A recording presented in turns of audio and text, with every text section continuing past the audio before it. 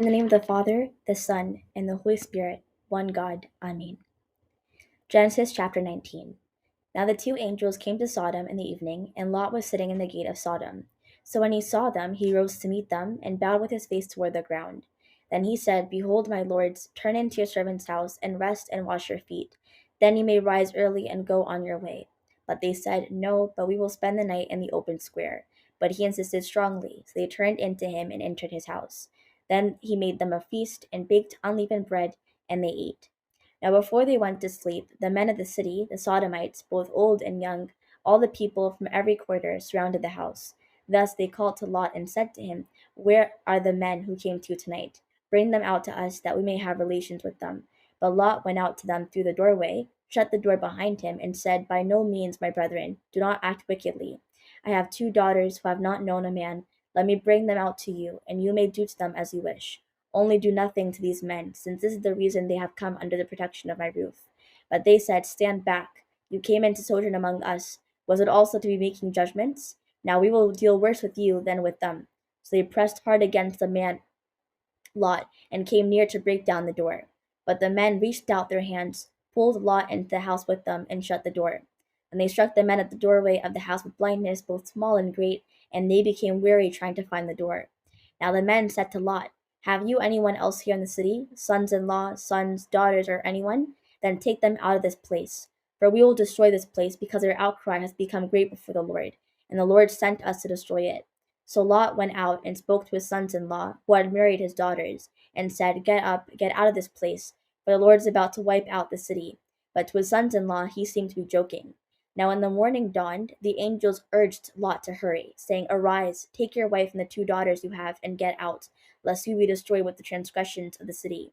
But they were thrown into confusion, and the Lord being merciful to him, the angels seized his hand and the hands of his wife and two daughters, and brought them out outside the city. So it came to pass, when they had brought them outside, they said, Escape for your life. Do not look behind you, nor stay anywhere in the plain. Escape to the mountains, lest you be overtaken. Then Lot said to them, I pray, O Lord, since your servant found mercy in your sight, and you magnified your righteousness, which you showed me by saving my life.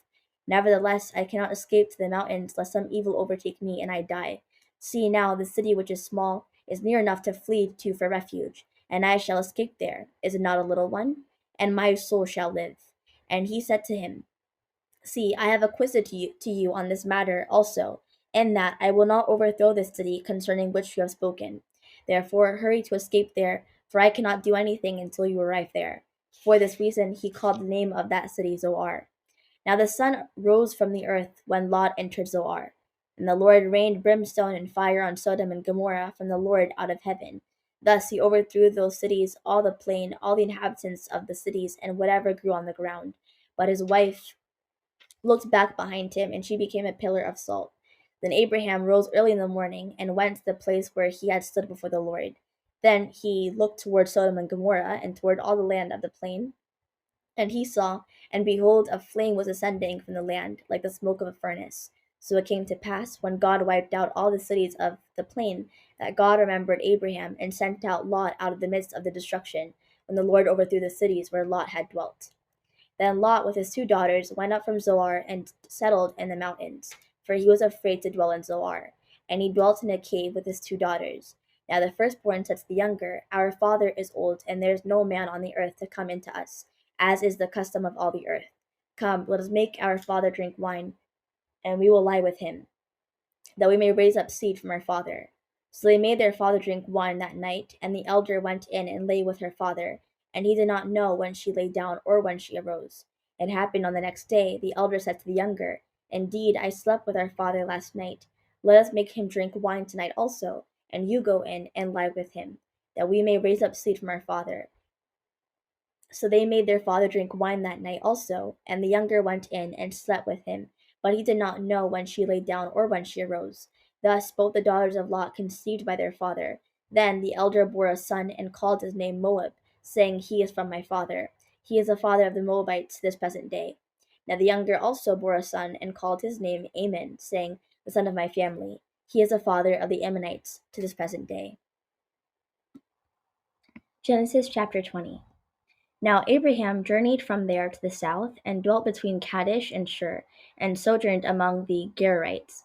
Then Abraham said of Sarah his wife, She is my sister, for he was afraid to say, She is my wife, lest at a given time the men of the city should kill him because of her.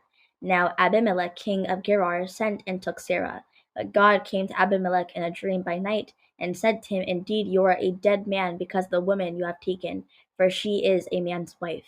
Now Abimelech had not come near her, and he said, O Lord, will you destroy an ignorant and just nation? Did he not say to me, She is my sister? And did she not say to me, He is my brother? I did this thing with a clean heart and righteous hands. Then God said to him in a dream, Yes, I know you did this with a clean heart, and I spared you, that you might not sin against me. Therefore I did not allow you to touch her. Now therefore restore the man's wife, for he is a prophet, and he will pray for you, and you shall live. But if you do not return her, rest assured you shall die, you and all who are yours. So Abimelech rose early in the morning, called all his servants, and told all these things in their hearing. And the men were very much afraid. Then Abimelech called Abraham and said to him, What have you done to us? How have I offended you, that you have brought on me and on my kingdom a great sin? You have done deeds to me that ought not to be done. Again Abimelech said to Abraham, What possessed you to do this thing? Abraham replied, Because I thought, surely the worship of God is not in this place, and they will kill me on account of my wife. But indeed, she truly is my sister. She is a daughter of my father, but not of my mother, and she became my wife. So it came to pass, when God caused me to wander from my father's house, I said to her, This righteousness shall you do for me. In every place we enter, say of me, He is my brother. Then Abimelech took 1,000 pieces of silver, sheep, oxen, and male and female servants, and gave them to Abraham, and he restored Sarah his wife to him. Then Abimelech said to Abraham, See, my land is before you.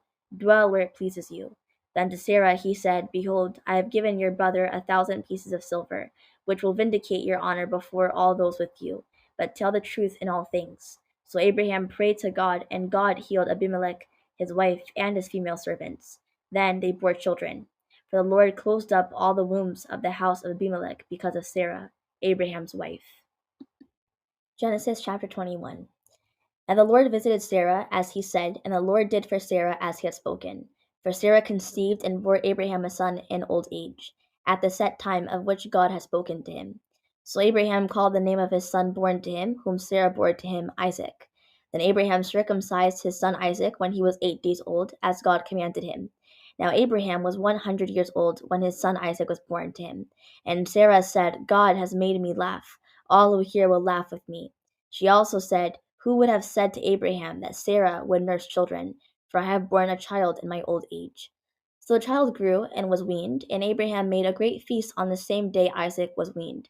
Now Sarah saw the son of Hagar the Egyptian, who was born to Abraham, playing with Isaac her son.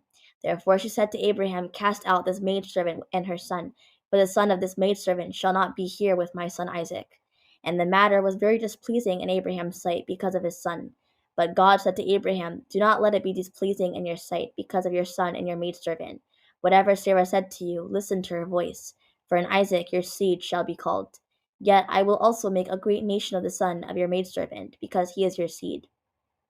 So Abraham rose early in the morning, and took bread and a skin of water, and putting it on her shoulder, he gave it and the boy to Hagar, and sent her away.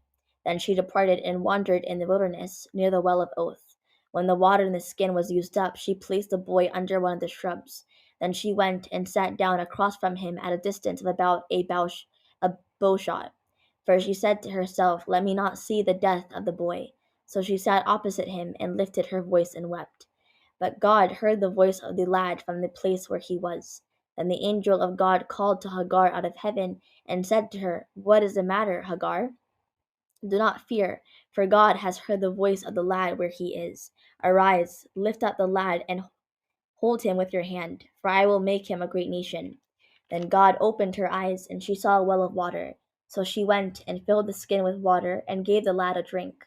As God was with the lad, and he grew and dwelt in the desert, and became an archer. He dwelt in the wilderness of Paran, and his mother took a wife for him from the land of Egypt. Now it came to pass at that time that Abimelech and his friend Okozoth and Pekol, the commander in chief of his army, spoke to Abraham, saying, God is with you in all you do.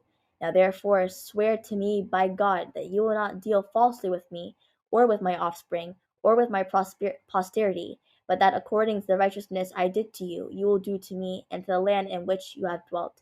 So Abraham said, I swear. Then Abraham rebuked Abimelech because of a well of water Abimelech's servants had seized. Abimelech replied, I do not know who did this thing. You did not tell me, nor had I heard of it until today. So Abraham took sheep and oxen and gave them to Abimelech, and the two of them made a covenant. Then Abraham set 7 ewe lambs of the flock by themselves. Thus Abimelech asked Abraham, Why have you placed these 7 ewe lambs by themselves? He replied, You must take these 7 ewe lambs from my hand to witness that I dug this well.